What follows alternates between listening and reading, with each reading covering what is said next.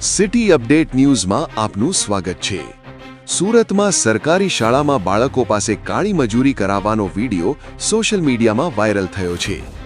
Viral વિડિયોમાં અભ્યાસ કરવા આવેલા નાનકડા વિદ્યાર્થીઓ પાસે ભર તડકામાં શાળાની ગ્રીલ અને પટાંગણની સાફ સફાઈ કરાવવામાં આવી રહી હોવાનું જોવા મળે છે। શિક્ષકોની હાજરીમાં જ આ ઘટના બન્યાનો આરોપ છે। શાળાના આચાર્યએ ભૂલ સ્વીકારી છે અને જણાવ્યું છે કે હવે આવી ઘટના ફરી નહીં બને। તેમણે કહ્યું કે ઉદ્દેશ્ય સ્વચ્છતા અંગે જાગૃતિ લાવવાનો હતો।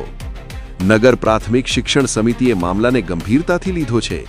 અધ્યક્ષ રાજેન્દ્ર કાપડિયાના જણાવ્યા મુજબ તપાસ માટે નિરીક્ષકોની ટીમ મોકલાશે અને રિપોર્ટ બાદ જવાબદારો સામે કાર્યવાહી કરવામાં આવશે।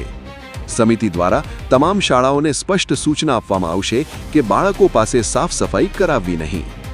City update news Sufiyan Mulla, જોડાયેલા રહો, કારણ કે હવે શહેર નહીં સમગ્ર દેશ કહેશે। આ છે સિટી અપડેટ ન્યૂઝ।